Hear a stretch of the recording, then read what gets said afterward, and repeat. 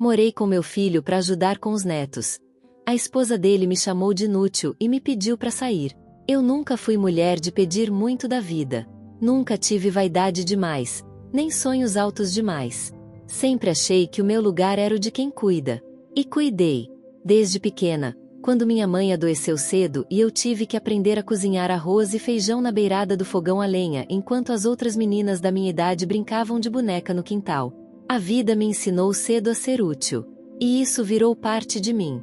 Trabalhei por 36 anos como cozinheira de uma escola estadual em São José dos Campos. Quem mora em bairro simples sabe. A merendeira é quase uma segunda mãe para muitas crianças. Eu era que sabia quem não tinha janta em casa, quem escondia o pão no bolso para levar pro irmão, quem sorria mesmo com dor no joelho, só para não deixar faltar acolhimento ali naquele refeitório. Acordava ainda de madrugada, atravessava a rua de barro com chuva no tornozelo, e mesmo assim chegava cedo para lavar as panelas grandes e colocar o feijão de molho antes do sinal da primeira aula. Foi nessa escola que eu entendi o que é amar sem esperar retorno.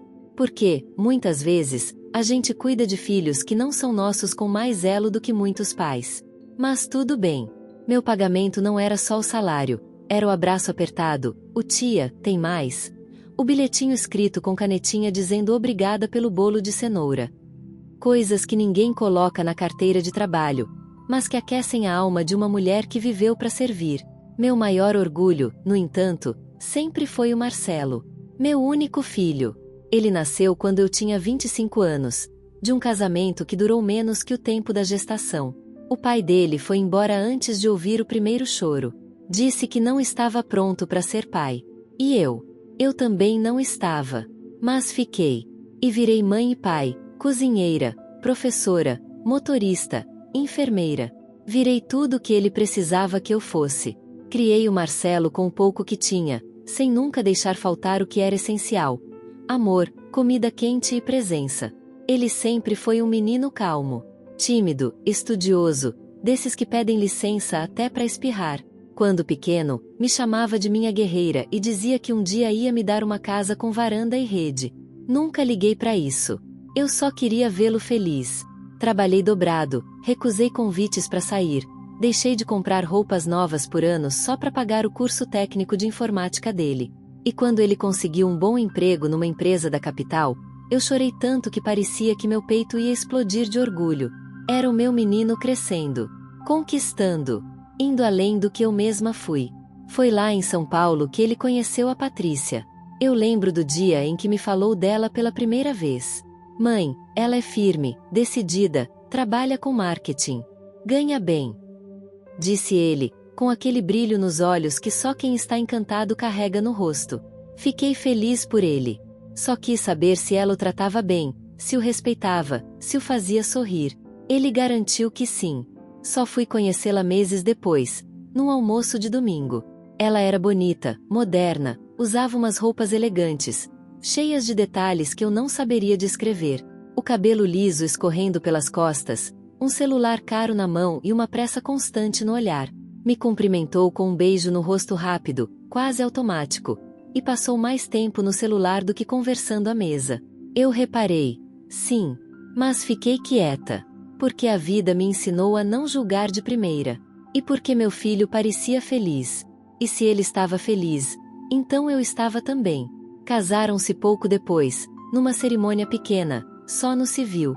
Não me pediram ajuda, o que me aliviou, porque meu salário de aposentada mal dava para mim. Continuei na minha, aparecendo quando era chamada, enviando mensagem nas datas importantes, respeitando o espaço deles. Nunca fui de me intrometer. Sempre achei que sogra tem que saber ficar no lugar dela. Eu só queria que eles soubessem que podiam contar comigo, se precisassem. 2 anos depois, veio a notícia. Patrícia estava grávida. Não de 1, mas de 2. Gêmeos. Meu coração bateu forte. Eu nunca imaginei que teria netos, ainda mais 2 de uma vez. A alegria veio junto com a ansiedade. Marcelo me ligou do trabalho, emocionado, dizendo que queria muito que eu fizesse parte dessa nova fase. Mãe, você sempre cuidou tão bem de mim. Quem melhor do que você para nos ajudar agora? Foi o que ele disse. Me senti importante de novo. Me senti vista. Útil. como nos velhos tempos da escola, quando meu cuidado fazia diferença na vida de alguém. Foi ele mesmo quem sugeriu: por que a senhora não vem morar com a gente? Pelo menos nos primeiros meses. Só até as crianças crescerem um pouco. A gente não confia em babá. E você é da família, né? Eu hesitei. Minha casinha era simples, mas era meu cantinho. Tinha minhas plantas, minha cadeira de balanço, meu fogão antigo, meus livros de receita. Mas ele insistiu. Disse que eu ia ter meu quarto, que seria bem tratada, que ia ser bom para todos nós. Patrícia não disse nada diretamente, mas ele garantiu que ela concordava. Então eu aceitei. Achei que seria temporário. 3 meses, talvez 6. E que seria bom estar por perto para ver meus netinhos crescerem. Arrumei minha mala com cuidado. Levei roupas simples, minhas chinelas preferidas, algumas fotos antigas do Marcelo criança e o terço que minha mãe me deu antes de morrer. Me despedi das vizinhas, fechei a casa com um aperto no peito e entrei no ônibus com a alma dividida entre o medo e o amor. Eu não sabia. Mas aquele ônibus não me levava para uma nova fase feliz da vida. Ele me levava direto para um lugar de silêncio, frieza e desprezo. Um lugar onde o nome família seria usado como desculpa, e não como acolhimento. A casa onde Marcelo morava com Patrícia era grande, moderna, cheia de detalhes que eu não estava acostumada. Iluminação embutida, móveis planejados, tapetes brancos que pareciam nunca ter sido pisados de verdade. Quando cheguei, no começo da tarde de uma segunda-feira, fui recebida com certa pressa. Marcelo me deu um beijo na testa, pegou minha mala com uma das mãos e já foi falando: "Mãe, a gente tá numa correria danada aqui, mas sua presença vai ser uma bênção." Patrícia apareceu segundos depois, segurando uma das crianças no colo. Não me olhou nos olhos. Apenas disse um oi rápido e virou-se para ajeitar o bebê na cadeirinha de amamentação.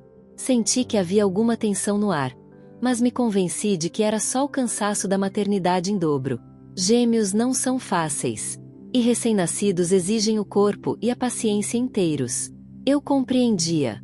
Fui levada até um quartinho nos fundos. Não era pequeno, mas estava claro que era usado como depósito. Havia caixas empilhadas, um varal de roupas desmontado e um ventilador quebrado no canto. Marcelo me ajudou a abrir espaço. Disse que ajeitariam aquilo melhor depois e prometeu que, com o tempo, eu me sentiria em casa. Eu sorri e disse que não precisava me preocupar, que bastava um colchão limpo e uma coberta para eu dormir bem. Sempre fui assim. Nunca quis muito. Mas, mesmo assim, naquele instante, senti como se estivesse invadindo um lugar que não era meu. Como se eu estivesse ocupando um espaço que deveria permanecer fechado.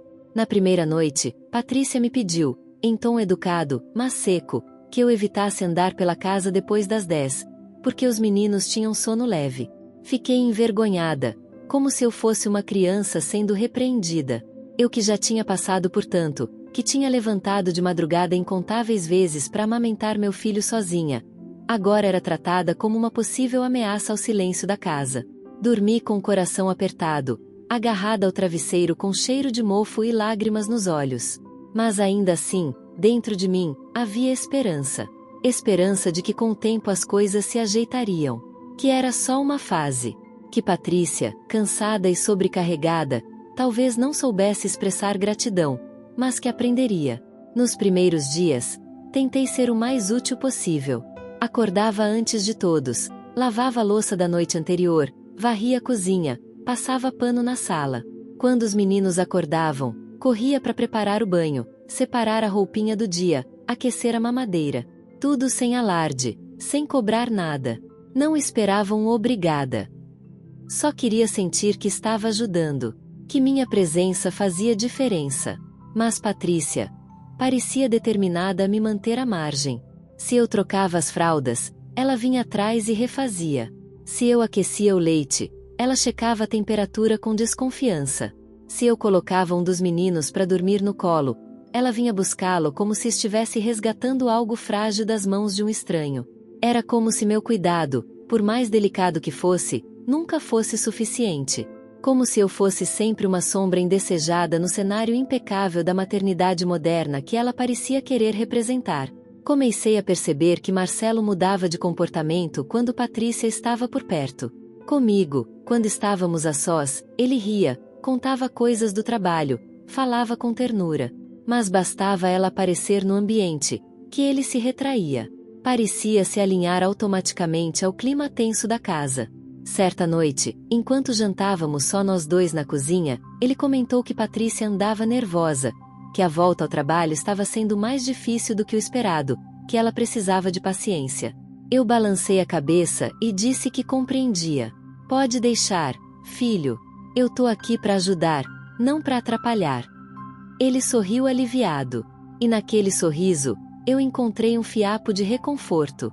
Ainda havia um vínculo. Ainda havia afeto. Mas Patrícia parecia fazer questão de apagá-lo. Começaram a surgir pequenas situações, quase imperceptíveis, mas que, acumuladas, começaram a pesar. Ela deixava bilhetes com orientações, como se eu não soubesse como cuidar de crianças. Bilhetes do tipo: favor não dar nada além do leite após as 10 horas, ou evitar colocar música, mesmo baixa, durante a soneca deles. Certa vez, vi um bilhete colado na geladeira que dizia: organizar a louça é responsabilidade da funcionária. Não precisamos mais que isso seja feito por ajuda espontânea. Aquilo me destruiu. Porque eu fazia questão de manter tudo limpo. Porque aquilo era minha forma de agradecer o teto, de mostrar que eu não era um peso. E, de repente, até lavar a louça virou um incômodo. Comecei a me retrair, a pisar mais leve, a comer depois que todos já tinham comido, a falar mais baixo, a me esconder dentro do quarto quando não tinha tarefas em mãos. E, ainda assim, parecia que tudo que eu fazia era demais. Um dia, ouvi, por acaso, uma conversa entre Patrícia e uma amiga dela por telefone. Ela não sabia que eu estava no corredor, dobrando lençóis. Disse com todas as letras: ela é boazinha, mas pesa. A presença dela pesa. Não é a mesma coisa que ter alguém contratado. A gente tem que andar em cima de ovos, sabe? Me sinto invadida dentro da minha própria casa. Aquilo me atingiu como um golpe no estômago. Me senti pequena, dispensável, como se todo o esforço, toda a dedicação, todo o amor que eu tentava oferecer, fossem um incômodo. Mas o pior ainda viria. Porque amor, quando não é reconhecido, começa a doer de um jeito que a gente nem sabe explicar. A partir daquele dia, algo dentro de mim se partiu. Não foi um estalo forte, nem uma explosão de dor. Foi um quebrar lento, como quando a madeira cede silenciosamente ao cupim. Comecei a perceber que não era só impressão, eu realmente estava sendo rejeitada. Aos poucos. Com cuidado. Com estratégias bem discretas, mas implacáveis. Era como se eu estivesse em um processo de remoção passiva. Um desalojamento emocional. E não havia confronto. Não havia grito. Era tudo feito com sorrisos falsos, ordens suaves e silêncios que gritavam muito mais que qualquer palavra. Patrícia, nos dias que se seguiram, passou a me tratar com uma formalidade dolorosa. Me chamava de Dona Lourdes, coisa que nunca tinha feito antes. E sempre na frente dos outros. Quando estávamos sozinhas, evitava falar comigo. Preferia escrever mensagens no grupo da casa, como se eu fosse uma funcionária, uma diarista esquecida no canto de uma rotina que já não me incluía. Favor deixar a mamadeira esterilizada até às 19 horas. Por gentileza, não utilizar a máquina de lavar após as 21 horas. Por gentileza. Favor. Palavras que, quando usadas assim, de forma mecânica, viram facas finas cortando o que ainda restava de vínculo humano. Comecei a notar que até os objetos da casa pareciam me rejeitar. As almofadas sumiram do quarto onde eu dormia. O abajur que usava à noite foi tirado. Precisava de pilhas novas, disseram, mas nunca mais voltou. O espaço na geladeira foi diminuindo. Meus potes eram movidos pro canto de baixo. E quando comprei iogurte, ela comentou, rindo: nossa, não sabia que a senhora gostava dessas coisas industrializadas. Como se eu fosse um bicho de roça tentando se encaixar num habitat que não era o meu. Mas eu engolia tudo, uma a uma, sem reclamar, porque o amor pelo meu filho era maior. E o desejo de estar perto dos meus netos me fazia aguentar tudo calada. Eu achava que, se eu fosse gentil o suficiente, silenciosa o suficiente, útil o suficiente, talvez me aceitassem. Talvez Patrícia me enxergasse como aliada e não como ameaça. Talvez Marcelo percebesse o que estava acontecendo. Mas ele não percebia. Ou fingia não perceber. Ou, pior, estava começando a se acostumar com minha invisibilidade. Ele trabalhava o dia inteiro. Saía antes das 7 da manhã e só voltava quase às 8 da noite. Nos primeiros dias, vinha até mim, perguntava como eu estava, dava um beijo no rosto, sentava comigo para comer o que eu havia preparado. Mas com o tempo, isso também mudou. Ele passou a comer na sala com Patrícia, em silêncio, de frente para a TV.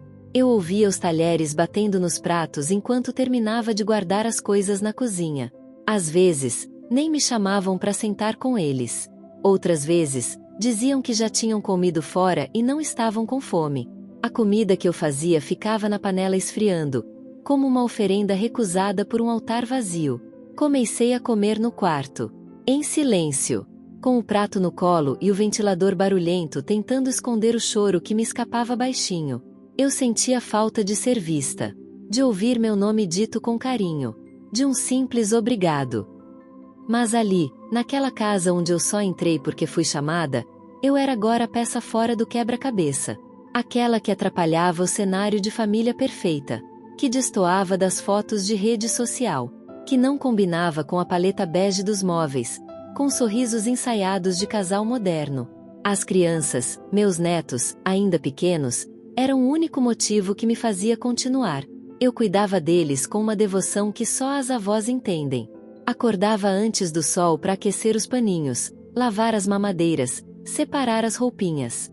Cada sorrisinho que eles me davam era um alívio. Como se dissesse, você ainda importa. Eles não falavam ainda, mas me olhavam com aqueles olhinhos brilhantes que pareciam reconhecer em mim um afeto diferente. Não era o mesmo colo apressado dos pais. Era o meu. O colo de quem esperou por eles a vida inteira. E, mesmo sem saber, eles me sustentavam. Mas até isso começou a ser controlado. Patrícia criou uma espécie de escala. Um roteiro impresso colado na parede da cozinha, com os horários de alimentação, troca, banho e sono. Disse que era para manter o ritmo das crianças organizado. Mas no fundo, era para me limitar, me encaixar, me diminuir. Só podia pegá-los no colo no momento de supervisão da avó. E esse momento foi reduzido cada vez mais. Um dia, tentei ninar um deles que chorava após o banho, e ela arrancou o bebê dos meus braços com um sorriso tenso, dizendo: "A senhora não precisa se preocupar com isso agora. Eu dou conta."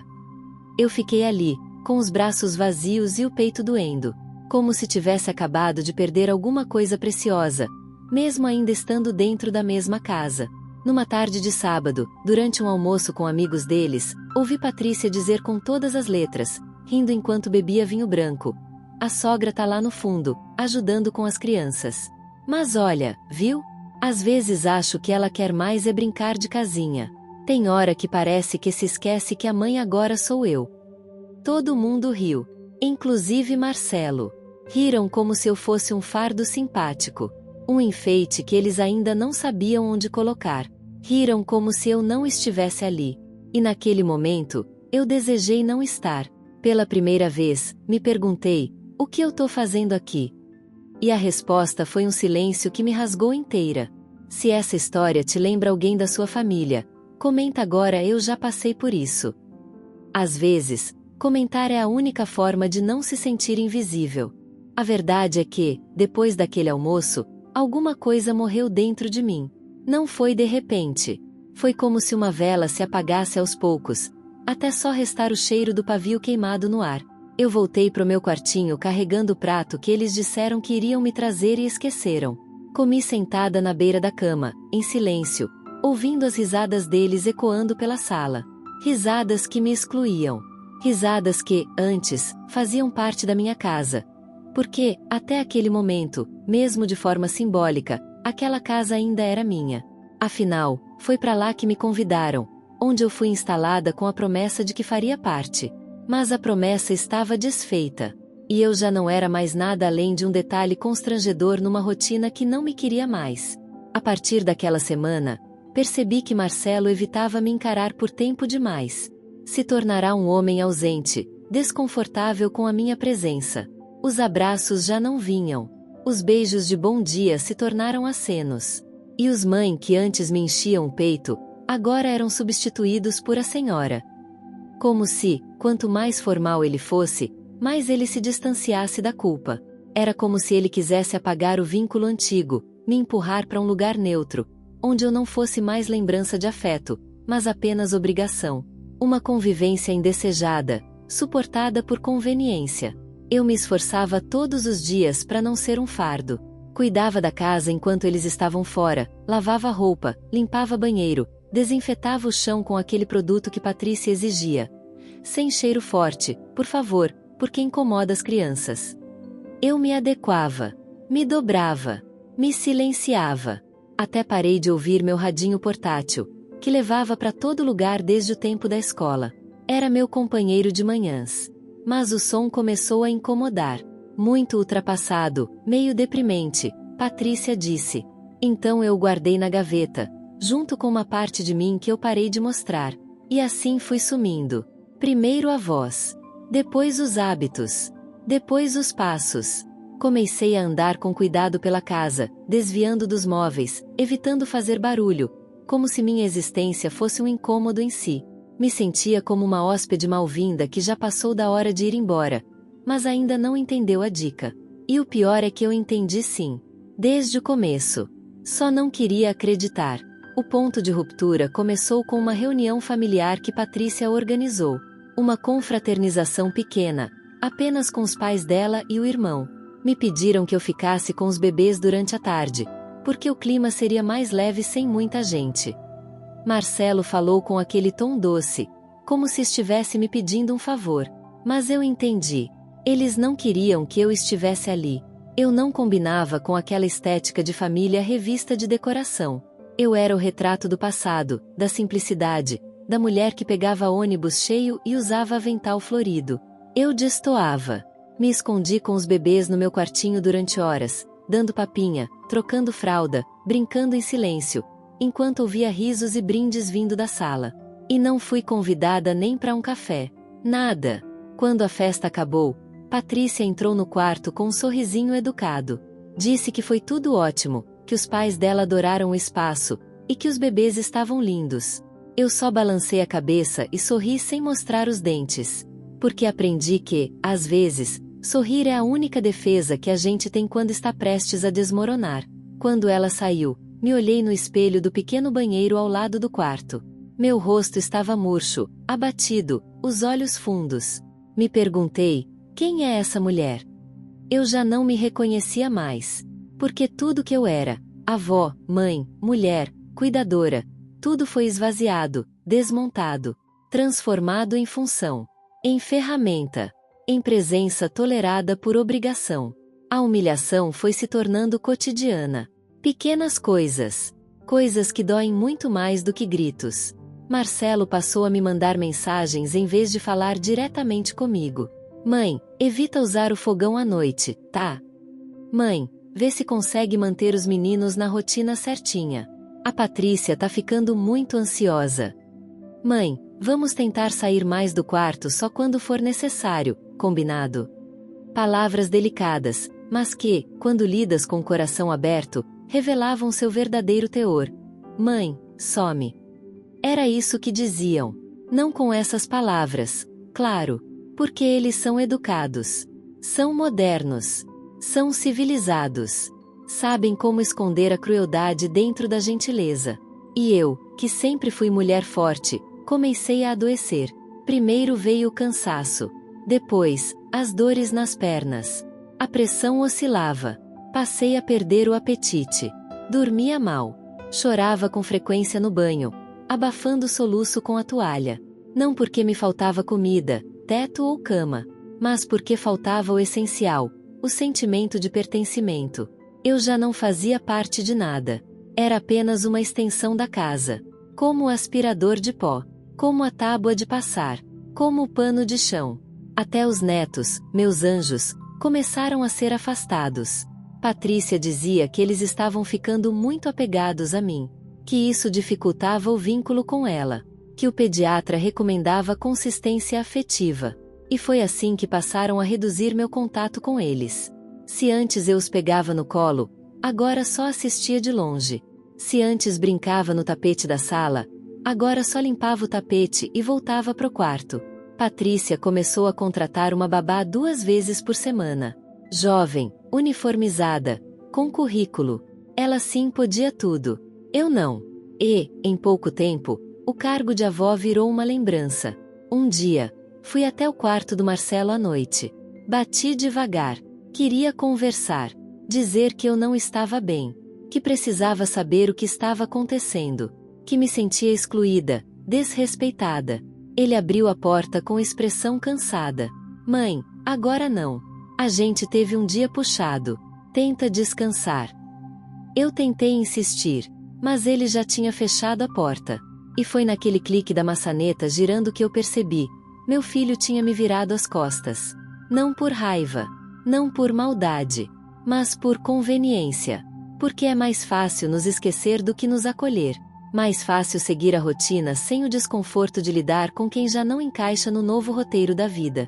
Naquela noite, dormi em posição fetal, abraçada ao travesseiro velho, com as costas doendo e o coração em carne viva.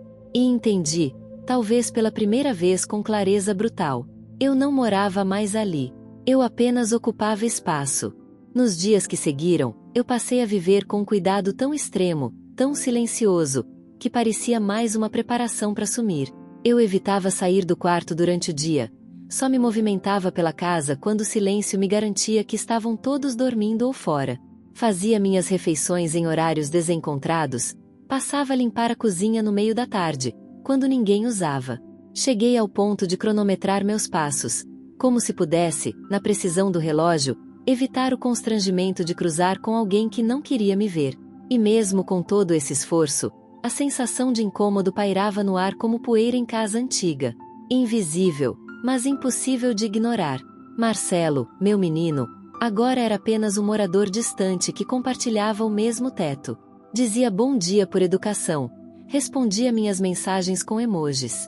Às vezes, deixava recados grudados na porta com lembretes como mãe, não esquece do horário dos remédios dos bebês. Como se eu fosse esquecer. Como se eu não passasse os dias girando em torno de tudo que dizia respeito a eles. Mas não era sobre cuidado. Era sobre controle. Era sobre me reduzir ao mínimo necessário, como quem ainda não tem coragem de expulsar, mas já está preparando o terreno para isso acontecer. E eu resistia. Resistia porque meus netos ainda sorriam para mim. Mesmo com o tempo reduzido, com o toque vigiado, com a presença regulada, ainda havia momentos em que eles me olhavam e sorriam. Aquele sorrisinho banguela de bebê, sincero, que não entende de rejeição nem de política familiar. E era por isso que eu continuava. Porque mesmo que a casa toda gritasse que eu não pertencia mais, os olhos deles, 2 pares de olhos castanhos, herdados do pai, ainda me enxergavam. Ainda me procuravam. Ainda me queriam. Mas até esses olhares começaram a ser monitorados. Patrícia dizia que eu estava confundindo os meninos emocionalmente. Que meu excesso de cuidado gerava dependência. Que eles estavam ficando mais difíceis de controlar depois do tempo comigo. E então, os horários passaram a ser mais curtos. Me era permitido ficar com eles apenas enquanto a babá não chegava. E mesmo assim, Patrícia ou Marcelo estavam sempre por perto. Como supervisores. Como fiscais do meu afeto. Teve uma manhã em que um dos meninos, o Bernardo, acordou chorando mais cedo. Eu ouvi do meu quarto. Me vesti rapidamente e fui até o berço. Peguei ele no colo, como fazia desde que cheguei. Balançava devagar, cantarolando baixinho uma cantiga que minha mãe cantava para mim. Ele foi se acalmando, fechando os olhinhos, se aninhando no meu colo como um passarinho que volta pro ninho. Foi quando Patrícia entrou no quarto. Parou na porta, braços cruzados. Não disse nada por longos segundos. Só me olhou. Depois falou, sem elevar a voz. A senhora não precisava ter feito isso. Ele estava aprendendo a se autorregular. Esses resgates só reforçam a insegurança emocional dele. Eu não entendi. O que ela queria dizer com resgates? Eu peguei meu neto no colo porque ele chorava, porque seu rostinho estava afogado em lágrimas e soluços. Porque ninguém mais tinha vindo ver. Porque ele é um bebê. Mas ali, naquele momento, percebi que até o ato de consolar virou uma ofensa. Uma violação de território. Como se meu amor fosse nocivo. Como se minha presença atrapalhasse o processo de formação deles. Voltei pro quarto com os olhos embaçados. Sentei na beira da cama e fiquei ali, parada. O sol entrava pelas frestas da janela, desenhando linhas no chão, e eu me senti como uma sombra que não combina mais com a luz. Peguei a Bíblia que levava sempre comigo. Não por fé, porque ela já não me acompanhava há algum tempo, mas por hábito. Por memória. Folheei até a página do Salmo 71, aquele que diz: Não me rejeites no tempo da velhice. Quando me faltarem as forças, não me desampares. E eu li aquilo com a garganta fechada, como se alguém tivesse escrito aquelas palavras com a minha própria dor. Naquela tarde, decidi que precisava falar com Marcelo. Tentar mais uma vez. Dizer tudo. Fui até a sala, onde ele trabalhava no notebook. Sentei no sofá, em silêncio, esperando ele terminar uma chamada. Quando desligou, me olhou e disse: Precisa de alguma coisa, mãe? Aquela pergunta me destruiu. Precisa de alguma coisa? Como se eu fosse uma hóspede. Como se eu tivesse interrompido algo inconveniente. Como se meu simples gesto de sentar no mesmo cômodo precisasse de justificativa. Eu queria gritar. Queria perguntar onde estava o menino que eu criei com tanto amor. Onde ficou o homem que me prometeu um lugar na vida dele. Mas só consegui murmurar. Eu só queria conversar um pouco. Ele suspirou. Fechou o notebook devagar. Pode falar. Olhei para ele. Meu filho. Meu único filho. A razão de toda a minha história. E ainda assim, me senti falando com um estranho. Marcelo, eu tô sentindo que minha presença incomoda. Que eu tô sendo empurrada para fora devagar. Eu vim para ajudar. Não para atrapalhar. Eu só queria entender se ainda faz sentido eu estar aqui. Ele ficou em silêncio. Baixou os olhos. Coçou a barba. Depois disse: Mãe, a Patrícia tá passando por uma fase difícil. A volta ao trabalho, os gêmeos, tudo junto. Ela tá sensível. Tá tentando estabelecer uma rotina, uma ordem. E, às vezes, a senhora realmente ultrapassa alguns limites. Limites. Não é por mal, mas o jeito da senhora, tão presente, tão intenso, às vezes sufoca. Sufoca. Aquela palavra ficou ecoando na minha cabeça como uma sentença. Como um veredito. Eu, que passei a vida inteira tentando ser o porto seguro, agora era o fardo. Eu, que só queria amar, era agora a mão que sufoca. Não chorei na frente dele. Só balancei a cabeça. Disse que entendia. Voltei pro quarto. Fechei a porta. Me encostei nela. E aí, sim, chorei. Chorei como quem entende, pela primeira vez, que o amor pode se tornar algo constrangedor para quem não sabe mais recebê-lo. E naquele choro, descobri algo que eu nunca tinha admitido antes. Eles não me queriam ali. Nunca quiseram. Depois daquela conversa, eu não era mais a mesma. Algo dentro de mim calou de vez. Como se o último fio que me ligava àquela casa tivesse sido cortado com a palavra sufoca. Não fiz escândalo. Não reclamei. Não discuti. Só fui me recolhendo, pouco a pouco, até virar quase uma sombra no canto do corredor. Eu passava o dia inteiro em silêncio. Nem as crianças eu via mais com frequência. Patrícia contratou uma babá fixa. Uma moça de 20 e poucos anos, cheia de energia, que andava com fones no ouvido e cheirava perfume caro. Era ela quem agora alimentava, trocava e colocava os meninos para dormir. Quando eu tentava me aproximar, sentia olhares atravessando meu corpo como lanças silenciosas. E então, eu parava. Comecei a lavar minhas roupas no tanque do banheiro do meu quarto, para evitar usar a lavanderia. Passei a comer frutas escondida, para não ocupar espaço na cozinha. Cheguei ao ponto de aquecer água no micro-ondas à noite para não usar o fogão. Era humilhante. Mas eu já nem chamava de humilhação. Era sobrevivência. Porque quando a gente sente que é rejeitado até no respirar, a gente aprende a reduzir o próprio volume até virar quase nada. Até que, numa manhã fria de sexta-feira, tudo mudou de vez. Marcelo e Patrícia me chamaram na sala. Era raro me chamarem. Quase sempre a comunicação vinha por bilhete ou mensagem. Senti o estômago revirar antes mesmo de sentar. Ela estava sentada na ponta do sofá, com as mãos cruzadas sobre os joelhos. Ele estava ao lado, mas mais distante, como se não quisesse tocar no que viria a seguir. Patrícia foi direta. Dona Lourdes, a gente queria conversar sobre a convivência. A senhora tem sido uma ajuda, sim. Mas sentimos que chegou um ponto em que todos precisam de um novo espaço. Todos. Ela disse todos, mas queria dizer, nós, aqui da casa. Marcelo completou. A gente acha que talvez seja melhor a senhora voltar para sua casa, mãe. Já passou bastante tempo. Os meninos estão crescendo, a rotina tá mudando. E, a senhora também precisa do seu espaço, né? Eles diziam isso como se estivessem me fazendo um favor. Como se me libertassem de algo ruim. Mas o que doía não era a proposta. Era o tom. Era a frieza. Era a forma com que tentavam maquiar o despejo com palavras delicadas.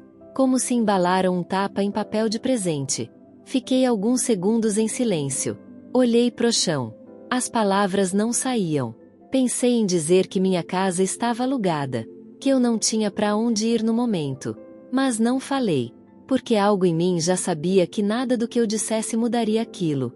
A decisão já estava tomada. Aquilo não era uma conversa. Era um aviso. Eu só perguntei, com voz baixa. Quando vocês querem que eu saia? Patrícia respondeu. A gente pensou. Talvez até o fim da próxima semana? É tempo suficiente para se organizar, não é? Marcelo abaixou a cabeça. Não me encarava.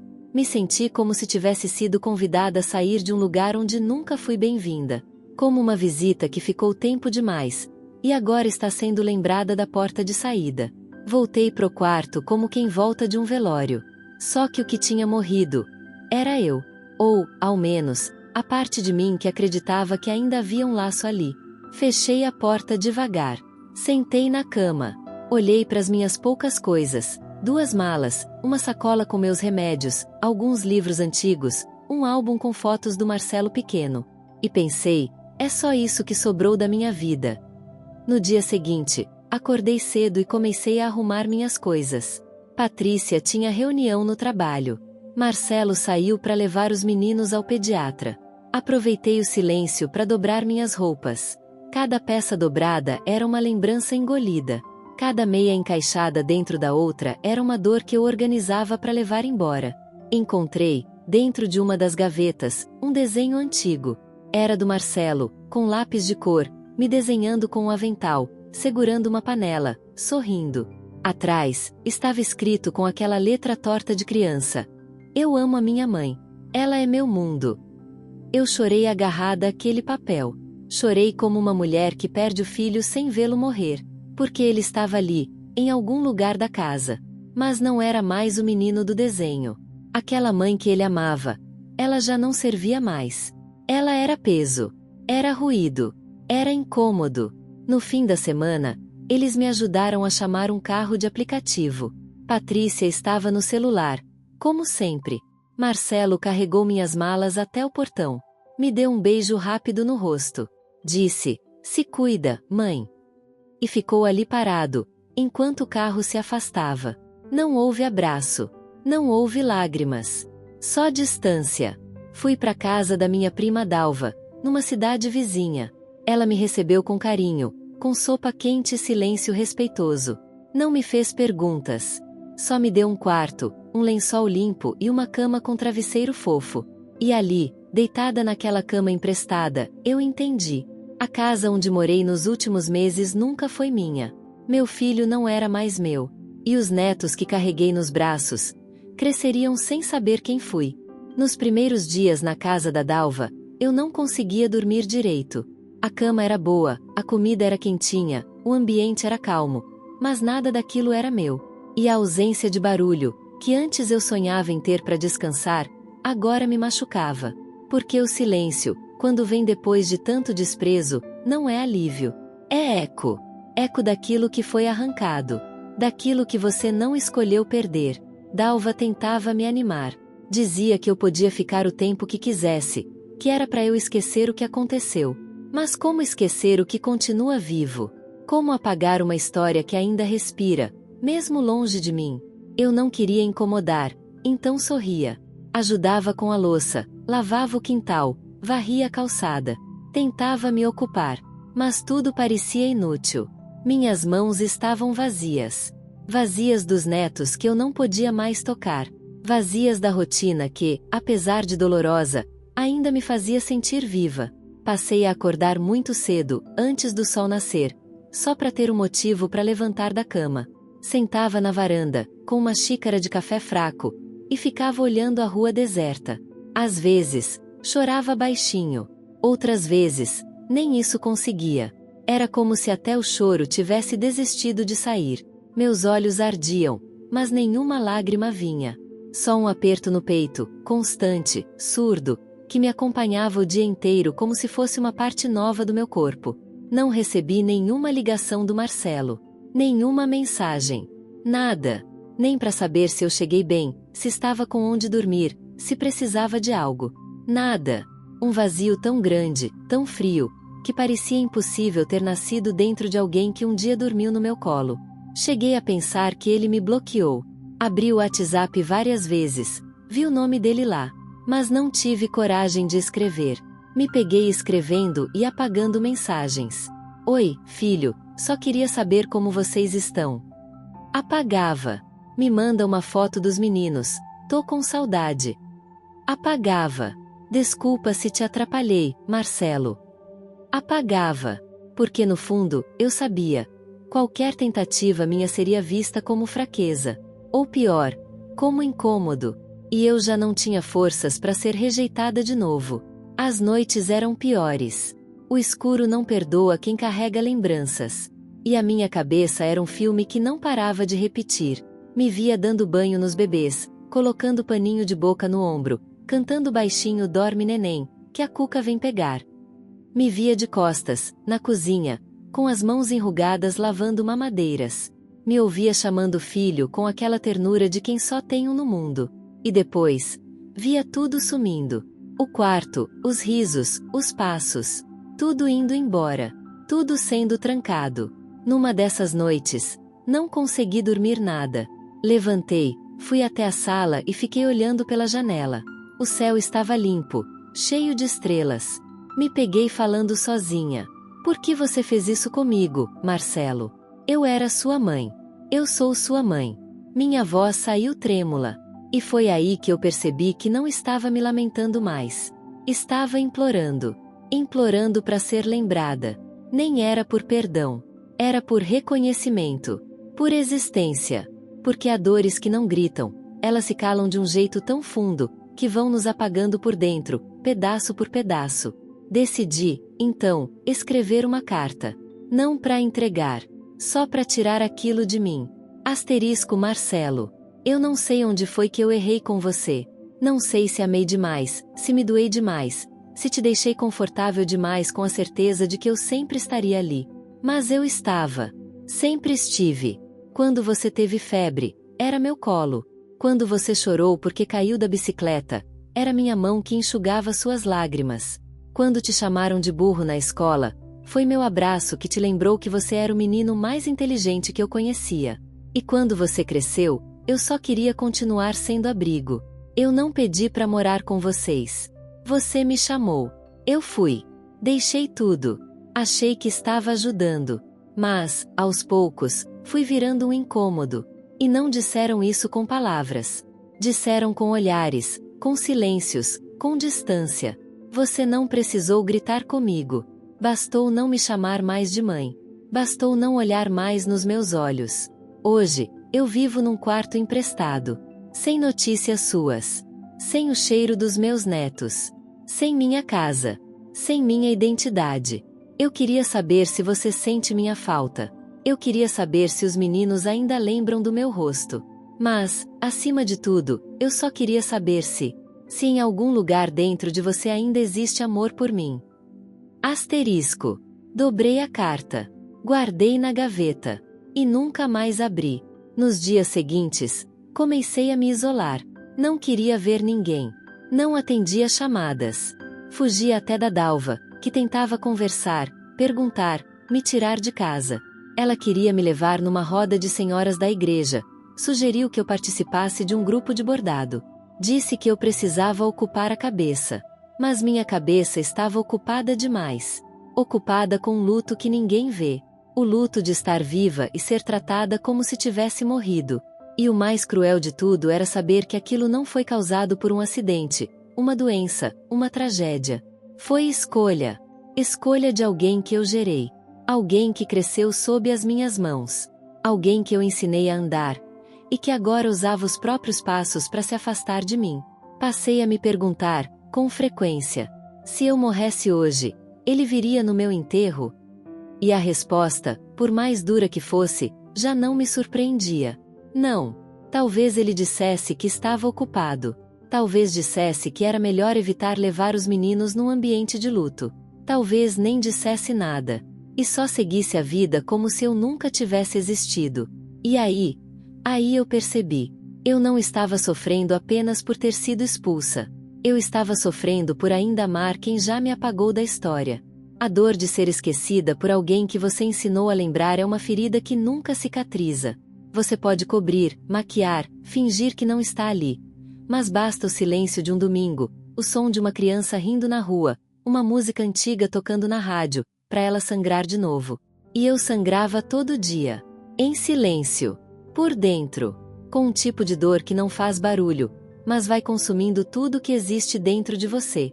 E foi nesse estado, entre o nada e o quase, que eu vivi nos meses que se seguiram à minha saída da casa do meu filho. Eu parei de contar os dias. Porque contar era uma forma de esperar. E eu não queria mais esperar. Não esperava mais uma mensagem, uma ligação, uma foto dos meninos.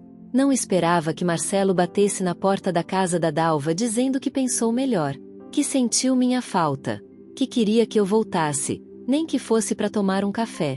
Não esperava mais. Porque esperar, naquele ponto, era tortura. E eu já estava machucada demais para continuar me ferindo com esperança. Passei a viver no automático. Acordava cedo, tomava um café morno, comia qualquer coisa e sentava no mesmo canto da varanda, onde o sol batia fraco no fim da manhã. Olhava os carros passando, as mães levando crianças para a escola, os velhos caminhando em dupla nas calçadas. E me via em todos eles. Me via na mãe que beijava o filho e dizia boa aula. Me via na senhora de bengala que ria com uma amiga no portão. Me via, e ao mesmo tempo não me via. Porque aquelas pessoas ainda existiam para alguém. Eu não. Aos poucos, comecei a doar minhas coisas. As roupas que eu gostava, mas já não usava. Os livros que um dia imaginei ler quando tivesse tempo. Até o radinho antigo, aquele companheiro de tantos anos, eu dei para um senhor que morava na rua de cima. Disse que ele fazia mais sentido com ele do que comigo. Era como se eu estivesse desmontando a mim mesma, peça por peça. E não por loucura, nem por falta de vontade de viver. Era porque, sinceramente, eu já não sabia mais o que fazer com tudo aquilo que eu era. Se ninguém mais precisava de mim. Dalva notava.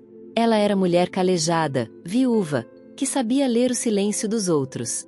Nunca me forçou nada. Só dizia de vez em quando: Lourdes, você ainda tem valor, mesmo que eles tenham te esquecido. E eu sorria. Agradecia. Mas por dentro, pensava: valor para quem, Dalva? Se até meu próprio filho me apagou. Um dia, choveu o dia inteiro. Era abril. Daqueles dias em que o céu parece desabar em cima da gente. Eu fiquei o dia todo no quarto. Mexi em umas caixas. Encontrei o álbum de fotos do Marcelo criança. A primeira foto dele, no meu colo, ainda na maternidade. Eu com olheiras, cabelo preso num coque improvisado, sorriso torto de quem não sabia o que estava fazendo, mas já amava com uma força inexplicável. Lembrei de tudo. Das fraldas.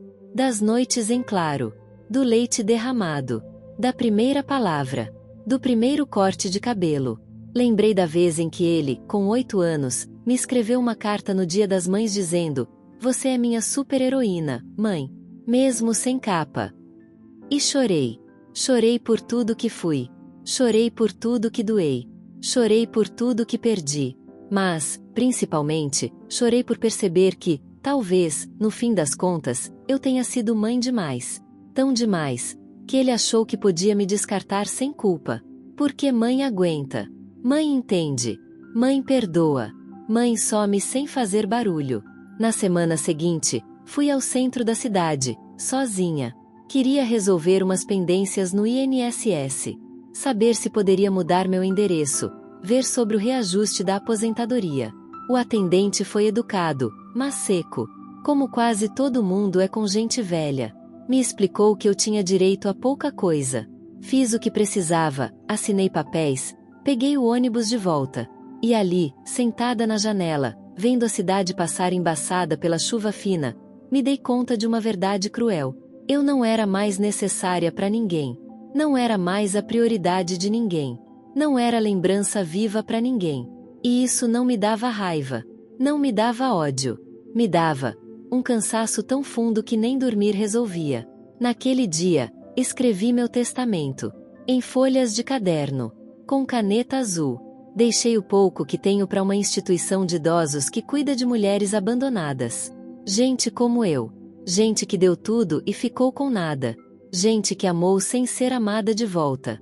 Que segurou a barra da família por décadas, e no fim, foi deixada na beira da estrada como um pacote esquecido.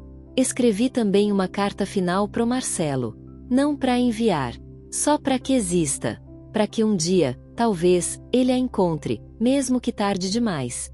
Asterisco Marcelo. Eu te amei mais do que fui capaz de amar a mim mesma. E talvez esse tenha sido meu erro. Te coloquei na frente de tudo. De todos. Fiz de você o centro do meu mundo.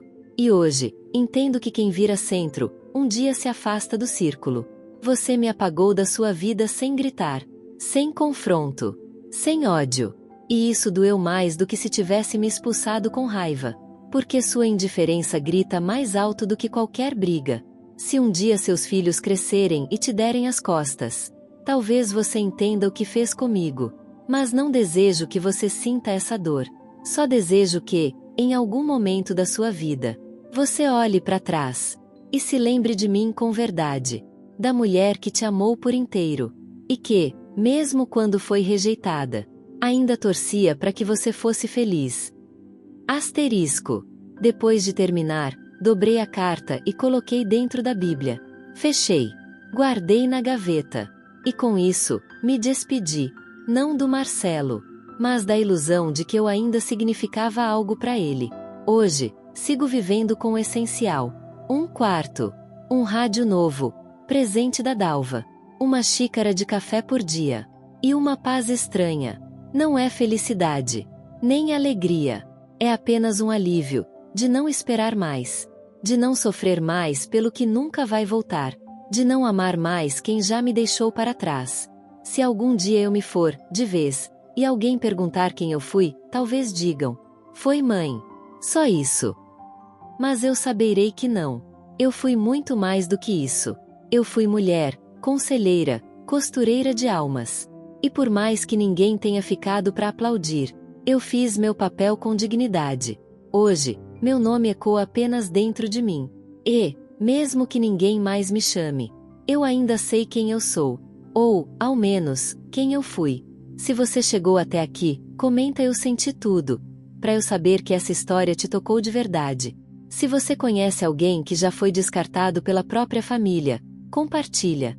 Às vezes, a gente só precisa ouvir que não tá sozinho. E se você é mãe, avó, ou só alguém que ama demais, comenta aqui embaixo. O amor vale mesmo a pena?